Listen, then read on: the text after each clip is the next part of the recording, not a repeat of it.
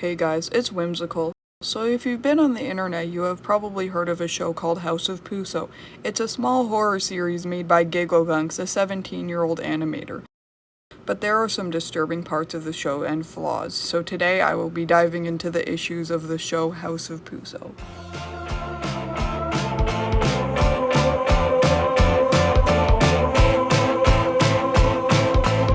First, I will be summarizing all 3 of the episodes so you don't need to watch them because they are pretty disturbing. Episode 1 starts with a fox introducing himself. His name is Puso. He is cleaning his house to invite his friend Bayani over. He can't clean his house because there are eyes everywhere that I'm pretty sure represent his mental health. Bayani comes over and gives him a gift. He's giving Bayani a house tour, but Bayani spots eyes in his house. This is where it gets a little bit shocking. All of a sudden, out of nowhere, Bayani tells Puso he can fix the eyes by cutting himself. And all of a sudden, graphically, Bayani cuts himself. That's the end of episode 1. Episode 2 starts with Puso deciding to clean even more, but gets caught up with poking the eyes and making more of a mess and spreading blood around his house, but then comes to realize he cannot clean the blood off. He throws up and starts hallucinating. I'm pretty sure this scene is supposed to depict sexual assault, and I think it does it pretty well. And then it cuts to a rather controversial scene I will talk about later. After having a self-harm spree, Puso snaps out covered in scars. That's the end of episode 2. Episode 3 starts with Bayani walking and then getting told by a clock that he stepped on a hill and he shouldn't have stepped on that. He continues walking, this time avoiding stepping on the hill, but he gets mad and kicks the hill, and the clock gets mad at him for it.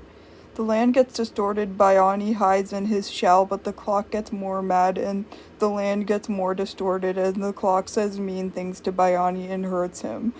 Then Bayani goes home and is attacked once again by the clock. That's the end of episode 3.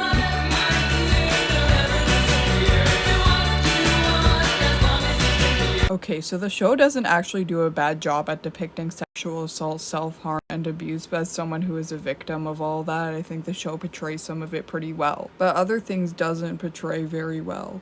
First of all, some of the ways it portrays self-harm isn't good or respectful in my opinion.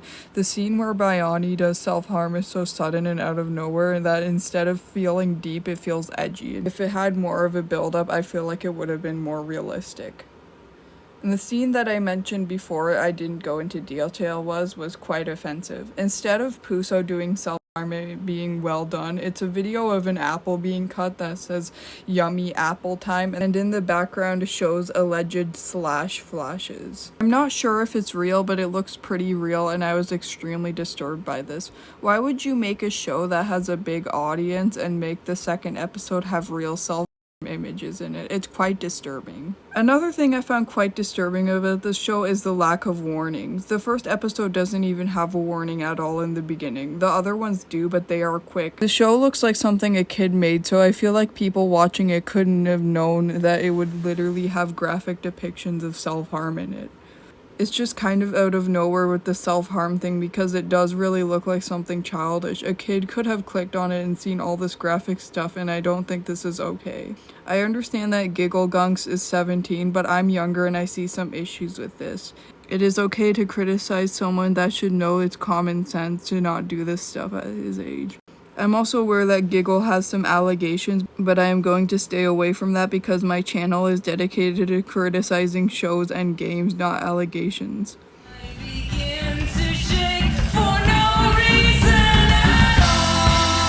The show really had a lot of potential in it. It just has a lot of issues that I feel like could have been dealt with a little better. This isn't an attack to Gigglegunks or anyone who enjoys the show. I think it's pretty well made and impressive that they made this at their age, and it deals with some things right. But there's just a lot of glaring issues though. That's what I wanted to go through in this video. I hope you enjoyed this video. Goodbye, silly geese.